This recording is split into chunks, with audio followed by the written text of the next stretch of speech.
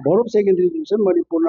ICLC examination February की तांग 18 2025 की होगा चथे पिछता अखोई एग्जाम मसक थेनब question paper speeding and sharing WhatsApp थागलपसी यामन कन्ना बोर्ड की माइकैदगी कंडेम तौई मसी मतुंगदा अमुना थोलक्तनब सुपरवाइजिंग ऑफिसर OC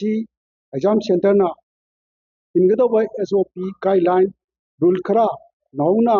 अमुका निक्षिंजरी मसी अनौब नते हानदगी अइबोइना मकोइदा कोइना पिजखरबनी अदुबु असोइब कया यौरपदगी मकोइ सिदा अमुक हन्ना अकोइगी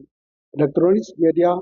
अदुगा प्रेस मीडिया की मतेंग लौजरगा खनजबनी हानबोइना अकोइगी SO एग्जाम OC हाइना खंगनबसी एग्जाम सेंटर दा हाना उनबियु अदुगा पुन्ना मकोइ कंसर्न पुलिस स्टेशन दा पुंग निपान दगी थेंगतदना मफम दु योबियु अनिसुबदा SO नतना मोबाइल फोन अमता कॉन्फिडेंशियल मटेरियल का लोइनना पुलिस स्टेशन दगी लोइना बिगनु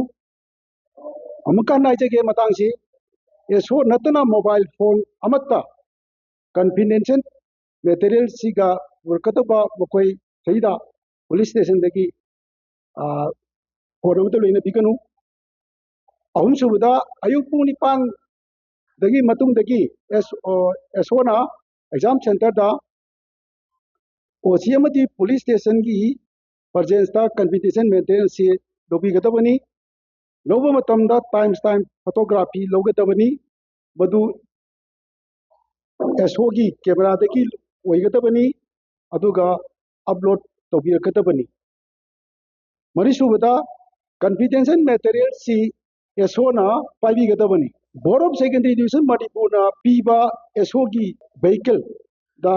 मकोई पुन्ना हाइबदी SO ने एग्जाम OC ने पुन्ना तोमिनरकदबनी अदुगा पोतु पुबिरकदबनी पुंग निपान ग मिनिट निफु मंगागी ममांगदा एग्जाम सेंटर दा मकोई लेननबसु होनबिगदबनी तरुक सुबदा पुंग निपान ग मिनिट निफु मंगागी मतुंगदगी दी SO एग्जाम सेंटर की OC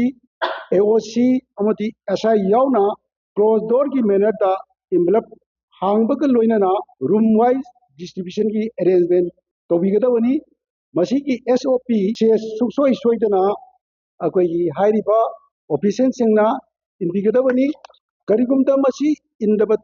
थोलगदी अकोई Manipur prevention of the malpractice in high school leaving certificate and higher secondary examination 2024 की मखादा पेनल्टी मधु फंगे मसा ओइगनी हाजबन मसी स्माना या तुजक ममा तो घराम के हमदे होय क्वेश्चन कोई बा एग्जाम सेंटर से होय प्राइवेट या मा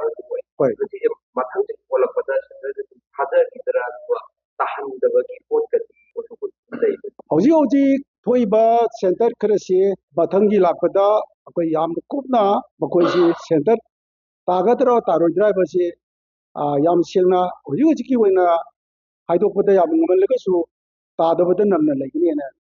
खाजे मकोई थागलपसे हौजी की हाइबा मकोई 8:45 ता चपचाना हांगे ना मोई टाइम दा फोटोग्राफी दा थागले अदुबु मकोई WhatsApp ते लाको मतमदे सही अकोइना फंगबिसे 8:31 मिनट्स अदुइदा फंगे अदु गेप अमा लेने अदुगी मरमदगी ने अकोइना सिग्नबसी हलकलक्तना अकोई एग्जाम सेंटर की OC गा SO गसी तोंगान तोंगान गाड़ी द नतबा गाड़ी अमदा पुन्न जमिन हलगदी मकोई अनिमक सोयरसु सोमिनबा चुमसु चुमिनबा फोटो फंगनबा कोई होनरपनी अदुना मकोई दुदी गाड़ी सी अमुममता तोगे हाइना कोई होगी स्टेटमेंट फंगे ठीक है मतुगी है फंगबगा कोई होगी बा 2000 की होजकी 25 त थोकी बा थोक तुदगी दी अदुदा कोई कने थिगले फंग थिगले मतुदगी दी मकोई खरा फंगे 21% खरा फंगे अदुई मतुदगी दी हाइबे सेंटर तुकी SO सु OC सु अकोई AOC सु लोइना पुलप टोटली रिप्लेस तौगे अतोपा अनोबा OCD स्कूल मसागी ओजाना दुबई अकोई की बोर्ड की माइकैदे की अहोंबसी याम चाउना लेरबनी ऑब्जेक्ट लेइबा अंगांसिंग की परफॉर्मेंस से मकोई मकोइना तौजरमबसी याम सेंगना कोइना यारी मकैदी ताधदना हेंदोना पिननबो होनजी हाबा पांडमजे कोई कन पाखले ꯑꯗꯨꯕꯨ ꯃꯤꯑꯣꯏꯕ ꯍꯥꯏꯁꯦ ꯄꯦꯟꯕ ꯅꯥꯏꯗꯕ ꯍꯥꯏꯕꯗꯨꯅꯤ ꯄꯤꯔꯤꯕ ꯆꯥꯎꯅ ꯄꯤꯔꯤꯕꯁꯤ ꯃꯊꯛꯇ ꯑꯃꯨꯛꯀꯁꯨ ꯍꯦꯟꯅ ꯆꯥꯎꯍꯟꯅꯤꯡꯕꯅꯔ ꯀꯩꯅꯣ ꯑꯩꯈꯣꯏ ꯃꯔꯝ ꯀꯟꯅꯗꯤ ꯍꯥꯏꯕ ꯉꯝꯖꯗꯦ ꯑꯗꯨꯕꯨ ꯀꯣꯏꯁꯟ ꯀꯅꯥꯅ ꯁꯦꯝꯃꯤ ꯀꯔꯝꯍꯥꯏꯅ ꯀꯣꯏꯁꯟꯁꯤ ꯍꯥꯟꯅ ꯃꯥꯡꯖꯧꯅꯅ ꯃꯌꯥꯝꯗꯒꯤ ꯍꯥꯟꯅ ꯐꯪꯒꯗꯒꯦ ꯍꯥꯏꯕꯒꯤ ꯂꯝꯕꯤꯁꯤ ꯌꯥꯝꯅ ꯀꯟꯅ ꯊꯤꯒꯠꯄ ꯑꯗꯨꯝ ꯌꯥꯎꯔꯕ ꯃꯥꯜꯂꯦ ꯃꯁꯤ ꯀꯔꯤ ꯃꯔꯝꯗꯒꯤ ꯃꯗꯨ ꯄꯣꯠꯁꯤ ꯊꯤꯒꯠꯂꯤꯕꯅꯣ ꯍꯥꯏꯕꯗꯨꯗꯤ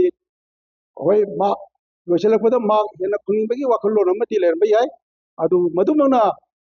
ꯊꯣꯏꯅ ꯀꯥꯟꯅꯕꯗꯤ ꯑꯣꯏꯔꯔꯣꯏ ꯍꯧꯖꯤꯛꯀꯤ ꯒ꯭ꯔꯦꯗꯤꯡ ꯁꯤꯁꯇꯦꯝꯁꯤꯗꯤ ꯑꯩꯅ ꯈꯟꯖꯩ